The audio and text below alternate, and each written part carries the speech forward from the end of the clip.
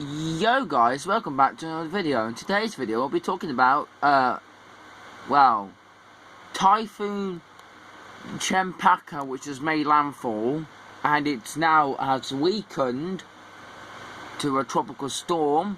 The JTWC hasn't updated yet, and tropical storm infa.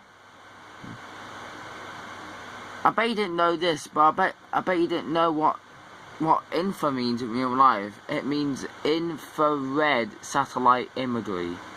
It's infrared. That's what it means. But anyway, they have updated the cone, but they haven't updated see, because they had this as 75 knots for cempaka. Obviously now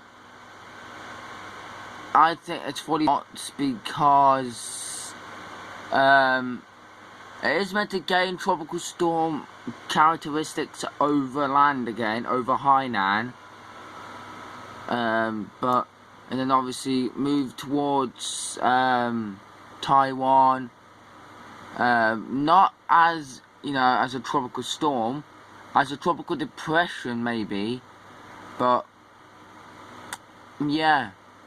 But this has delivered some significant damage, so I hope you guys recover really well from this system. Please just recover really well, Chinese people.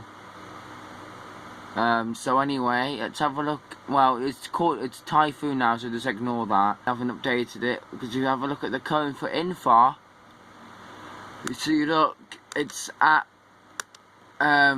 75 knots now. As you can see, its peak is when it gets to 105 knots, which is about a category 3 hurricane, a category 3 typhoon. So yeah, and I don't think the NHC is updated, to be honest, because we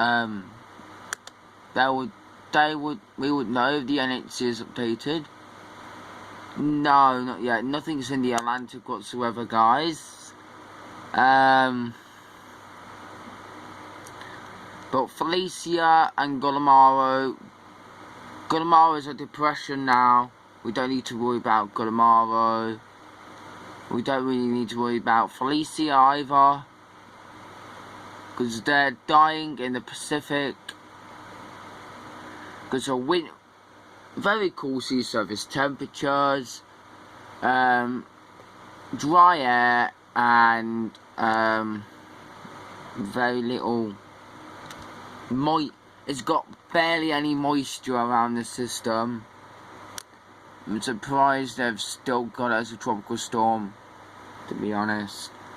It's meant to be weakening to a depression later on today. And it's not going to be really doing that much. So yeah, that's Tropical Storm Felicia. Right, it's time for Tropical Depression Guillermo.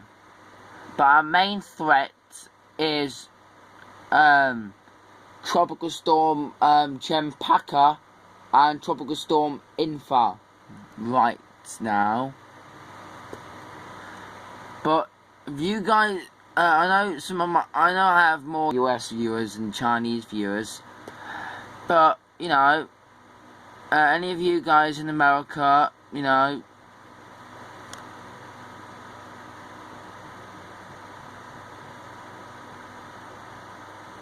gonna stay safe, just stay safe, stay safe in these systems. So this is Tropical Depression Guillermo now, and to be honest, it does not look good. It does not look good. It looks completely dead. Obviously, I'm gonna see if the JTWC is updated. No, they haven't still. So anyway, I might as well not show you some, this is what typhoon infa looks like, but I think that was from the latest image from last night. So if I show you the latest image from now, it's a very big typhoon. It's a very big typhoon. No, not Champy. Cempaka's moved into land and not doing nothing right now, so we don't need to look at cempaka. But yeah, this system is actually looking quite good. I think this is going to be a category. I think this is a category 2 on the cards. Like, it's blowing up some good convection towards the eye wall, which, to be honest, is not that good for you guys in these islands here. But what it is meant to do is, when it gets over here, it's meant to be a very significant typhoon. And plus there's an outer eye wall forming, and that is the case, then if this does become a category 3, then it could have a smaller eye wall, which I think the eye is contracting right now, to be honest. So looking good. Earlier on today had some dry air intrusion, but I don't see any of that dry air going into the circulation. But I'll have a look on the models for on tropical bits. Anyway, guys, before we you know,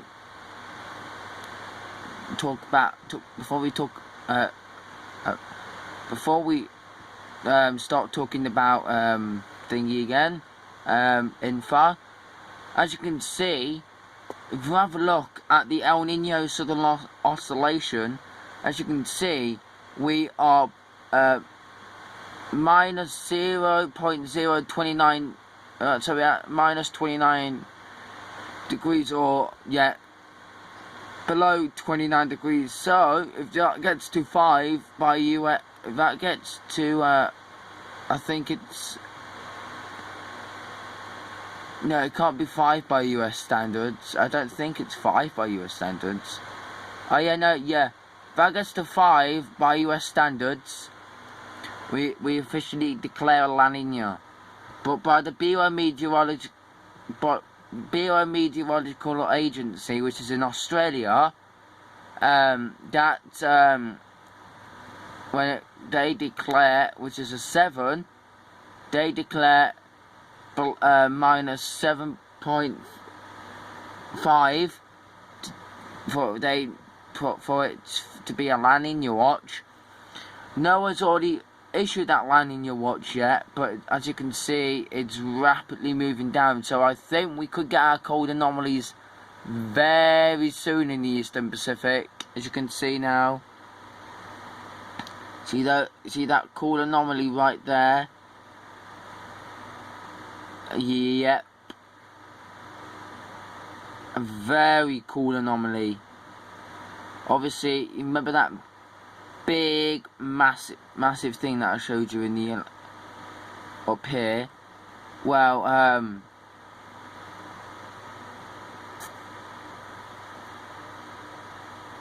that's gone, and the whole of the Pacific is cooling down. Like, it's an average. It's getting average temperatures now. If you have a look at the Eastern Pacific, right, you might be thinking, oh well, how's it? Well, you might be thinking, oh Declan, how is it? You know, oh no, that's the Western Pacific. How is it cooling down? Well, the La Nina tends to put sinking air in the Eastern Pacific and puts rising air in the Atlantic. So it put while it's putting sinking air in the Eastern Pacific and rising air over the Atlantic. That means the Atlantic will get more storms, more hurricanes, more Category 5s or more Category 1s or 2s or whatever. While the Eastern Pacific barely gets any activity. Like,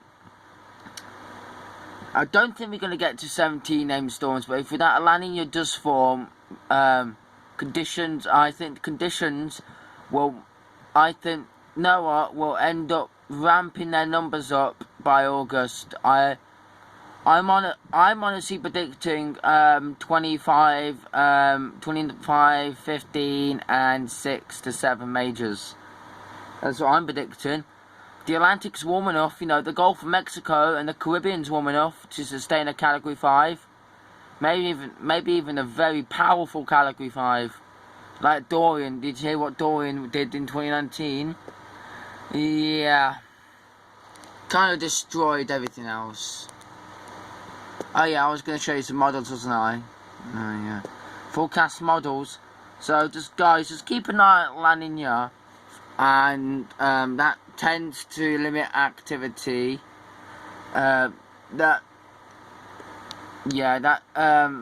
Actually, when we had La Nina last year in the UK, well, we barely had any. Well, we had rainfall, but we barely had stuff. So I'll be back in a minute. Like last year in the UK, we had some good rainfall. We had a thunderstorm. It was actually a really bad thunderstorm. Led to some flooding. But last year we had Storm Kira, we had Storm Dennis, which Storm Kira was the worst one. Dennis came after, and then July. It was August, and we had a storm. I don't know what it was named, but I know we had a storm. But as you can see for the Atlantic, you see there's 1, 2, and there's an area of vorticity right there. Let me show you. Let me zoom in on my phone right there. Obviously, it's right there, north where my cursor is. That's some tropical development that might be going on. Obviously, that wave does head towards the US, but we don't know if it will form. I need to check the vorticity on that actually.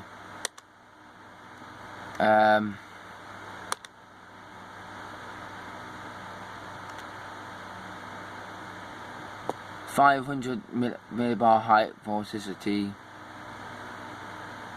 No, that's the wrong one. I wasn't meant to do that. I think the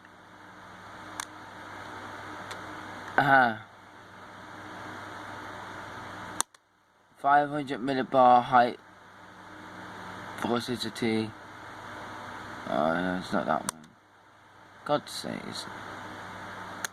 So yeah, as you can see, the high pressure system is where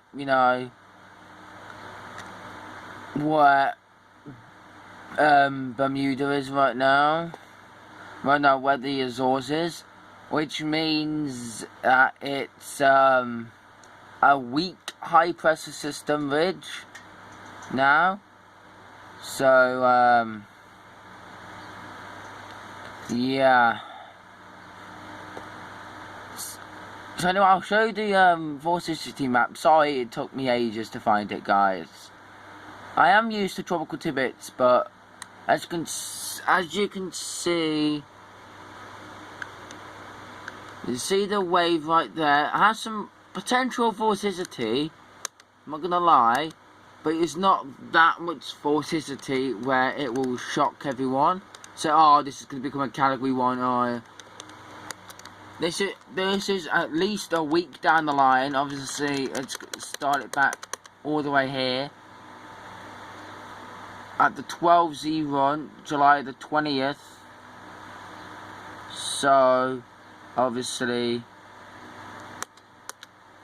the high pressure system retracts and heads more towards the Azores. But why you have that high pressure system ridge? By I think it's wait.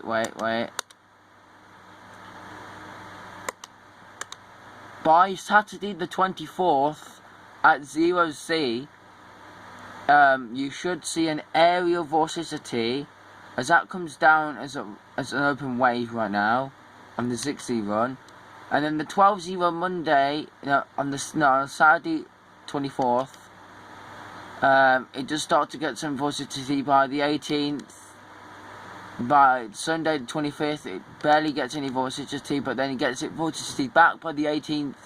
By the 18th Z, which is on July the 25th, and then Monday the 26th is, like, it's just an open wave at this point, but we don't know if it will develop. As you can see, there's another strong system in the Eastern Pacific, and nothing's really on the cards for like the 30th, the 31st.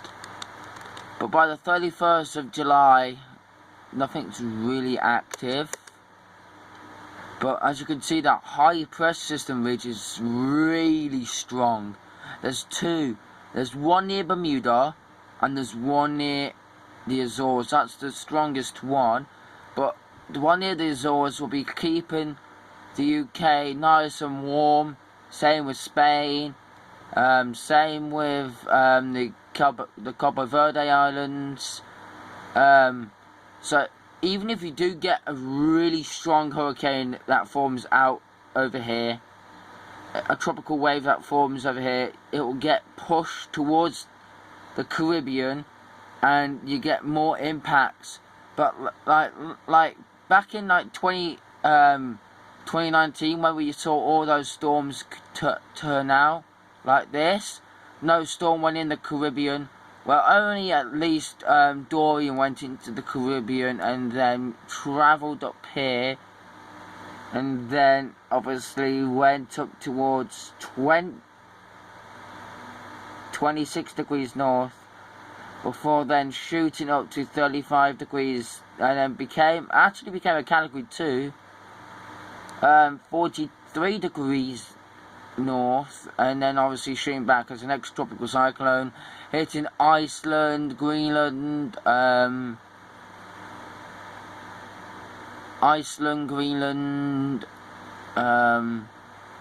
Faroe Islands, hitting the northern tip of Scotland, Isles of Man, and then moving towards Sweden, Norway, and all that.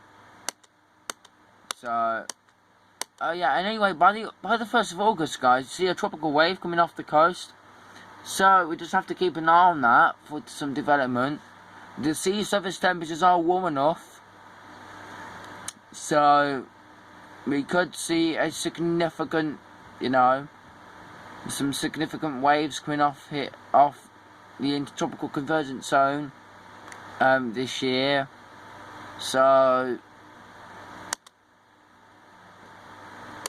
yeah, I will show you the HWRF model for infa. There's no point showing cempaka because that's overland. Right. I think this was yesterday's run. Yeah, this was yesterday's run.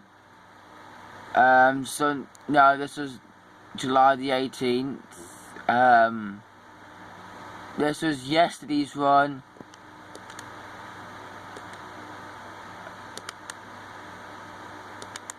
And this is today's run.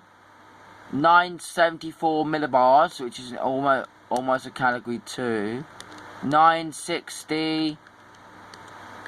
9.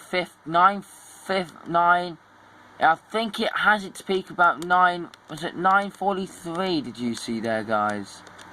Wait. Did you see a 9:43 peak? Yeah, but the HWRF is saying that it's making landfall in southern, in the middle of,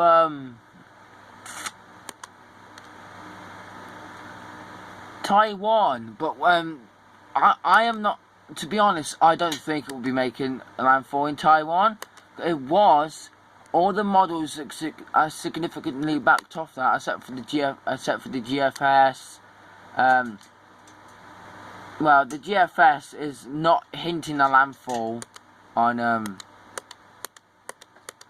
it no more. But the GFS has the storm a bit weaker. Today's Tuesday, by the 6Z run, 972 millibars. So yeah, once again I'll show you the satellite imagery. It looks absolutely astonishing storm this does. So anyway, if you guys like this video, don't forget to like, comment, subscribe, share, and I guess I should leave you guys here for now.